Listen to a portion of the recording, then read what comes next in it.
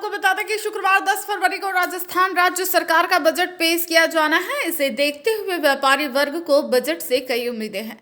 इसी संदर्भ में चौड़ा रास्ता व्यापार मंडल जयपुर के वर्तमान अध्यक्ष सौभाग्यमल अग्रवाल का राजस्थान सरकार से कहना है कि कपड़ों के व्यापार पर जीएसटी घटाएं। केंद्र सरकार ने गत दिनों संसद में आम बजट 2023 पेश किया था। बजट से आम लोग, व्यापारियों और कारोबारियों ने अलग अलग प्रतिक्रियाएं व्यक्त की थी। किसी ने बजट को देश हित में ऐतिहासिक कदम, तो किसी ने बजट को सिर्फ चुनावी बजट बताया था। खैर, ये तो बात हुई केंद्र सरकार की।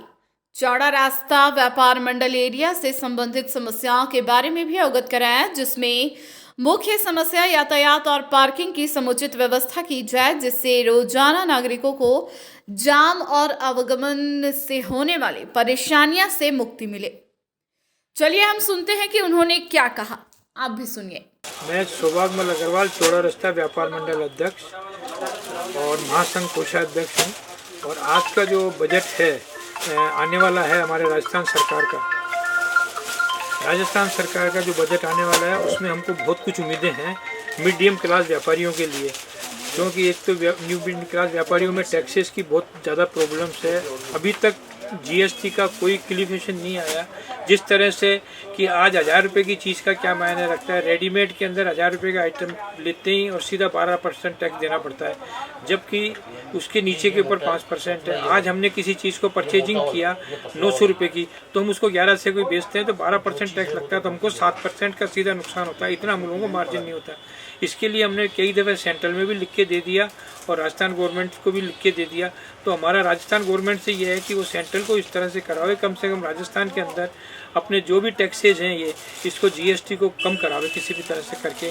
और जीएसटी में हम तो कहते हैं कि 5% और 12% की बजाय 7% का स्लैब रख दे ये, तो हमारे ज़्यादा अच्छा रहेगा रेडीमेड्स के अंदर।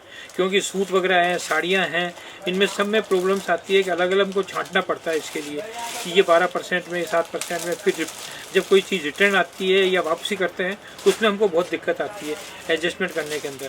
तो हम सरकार, राजस्थान सरकार से ये चाहेंगे कि हमारी इस आवाज़ को सेंट्रल तक पहुंचावे और अपने प्रयास से इसको किसी भी तरह से करके और कम से कम करा के लावे इसको।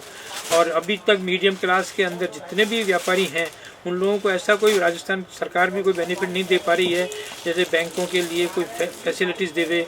क्योंकि व्यापारी इस टाइम पे कोरोना काल से ही उठा पड़ा है, व्यापार इतना निकल के आ नहीं रहा है। और फिर उसके बाद में जो है टैक्सेज वगैरह के और कई तरह की मार इतनी ज़्यादा हो रही है, महंगाई इतनी ज़्यादा हो रही है कि आज कर्मचारी हमारा परेशान है, हम लोग परेशान हैं। इधर से हमारे जो पार्किंग की इतनी ज़्यादा प्रॉब्लम है सिटी के अंदर, जिसके हमने कितनी दफ़े सीएम साहब को और यादगार वालों को लिख के दिया कि ये जो ई रिक्शा हैं इनकी कुछ पाबंदियां लगावे शहर के अंदर। आज जयपुर के अंदर 18,000 ई रिक्शा हैं शहर के अंदर, तो शहर के अंदर 18,000 ई रिक्शा चलेंगे तो कारें कैसे चलेंगी और गाड़ियां कहाँ खड़ी होगी। मेन प्रॉब्लम तो पार्किंग की वहीं आ जाती है कि हर 1 सेकंड के बाद में ई रिक्शा, 4 ई रिक्शा मिलते हैं, तो वो ई रिक्शा के चक्कर में ट्रैफिक शहर के अंदर आता ही नहीं है, कस्टमर शहर के अंदर आते ही नहीं है। तो हमारा अनुरोध है राजस्थान सरकार से कि ई रिक्शा के लिए क्षेत्र अलग अलग बना दे कि भाई 100 रिक्शा इधर चलावें, 50 रिक्शा इधर चलावें, ये इस कलर के रिक्शा इधर चलेंगे। हमने ये पहले वसुंधरा जी के टाइम पे भी लिख के दिया था और सीएम साहब के टाइम पे अशोक गहलोत जी को भी लिख के दे चुके हैं। जैसे इतना हमारा। और पेट्रोल वगैरह के अंदर जो है राजस्थान सरकार अपनी तरफ से जो कम कर सके वो कम करे, जिससे कि पेट्रोल डीजल के थोड़े दाम कम हों, तो थोड़ा सा व्यापारियों को, हमारे कर्मचारियों को जो दूर दूर से मोटरसाइकिल पे वगैरह पे शहर के अंदर आते हैं सर्विस करने के लिए, उन लोगों को राहत मिले।